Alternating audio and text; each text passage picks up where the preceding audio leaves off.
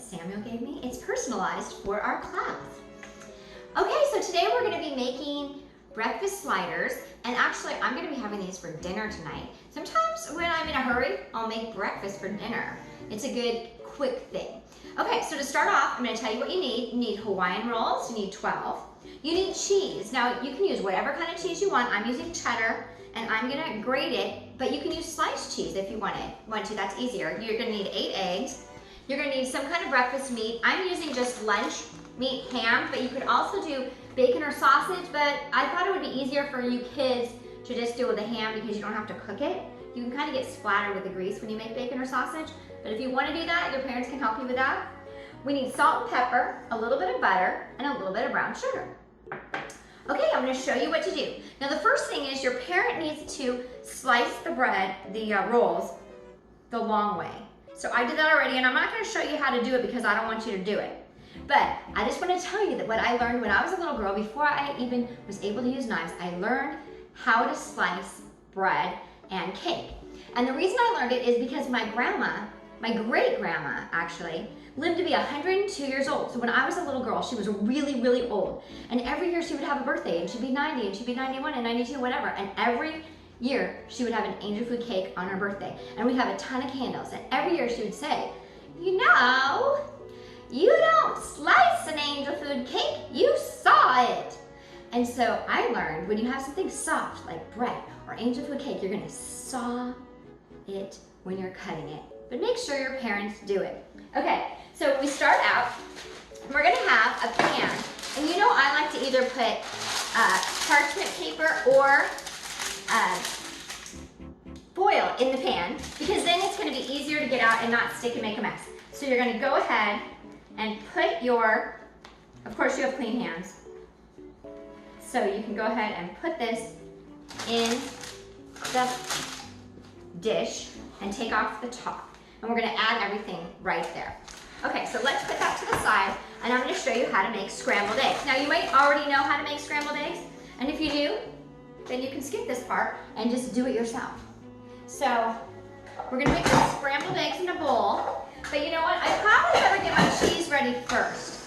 So if you have sliced cheese, you can just go ahead and do that. But I'm going to show you how to grate cheese. So on your cheese grater, this is really not a dangerous tool, but it is sharp, so you don't want to get your fingers there and grate your fingers. I've actually done that before. It doesn't feel good.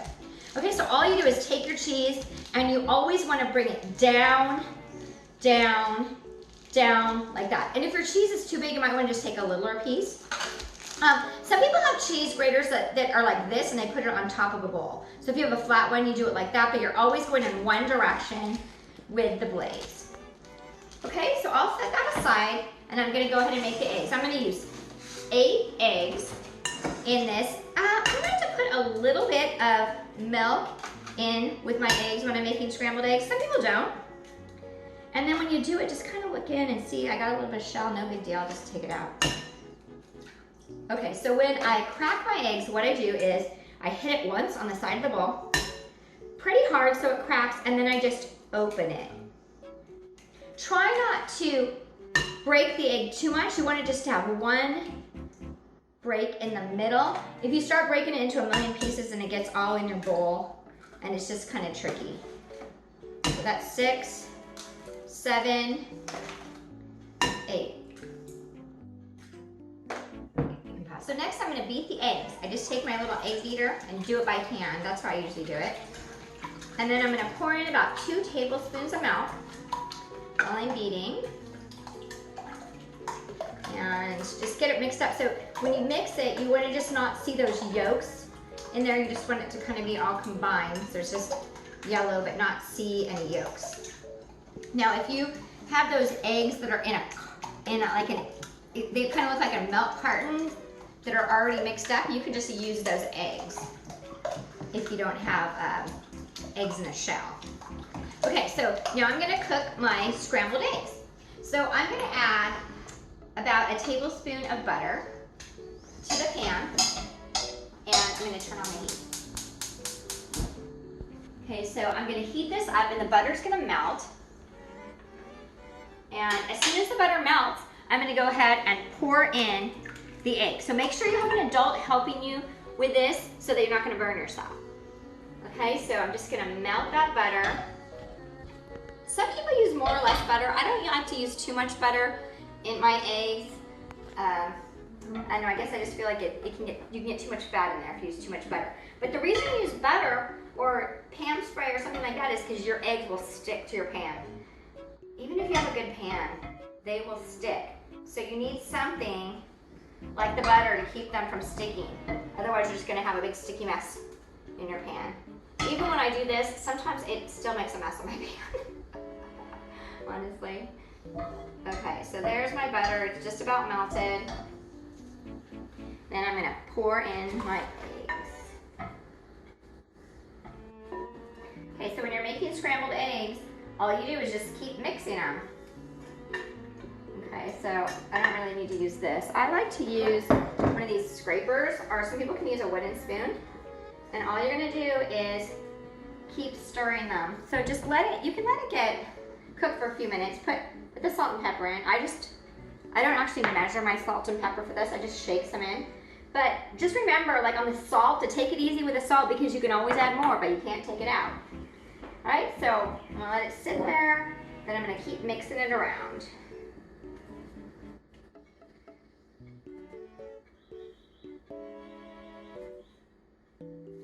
Okay, so now my eggs are done, and this is where I start layering on my ingredients onto my bread.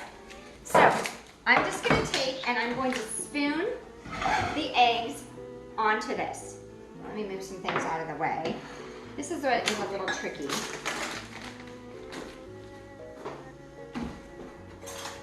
So kind of get it close so you don't make a mess. And you're just gonna spoon the eggs all over on top. Okay. Kind of spread it out.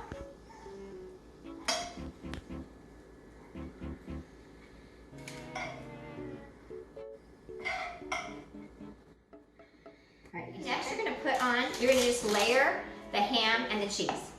So I'm just taking slices of ham and laying it on. These are very thin slices, so I'm not just doing one slice at a time. It kind of depends on how thin your ham is or your meat.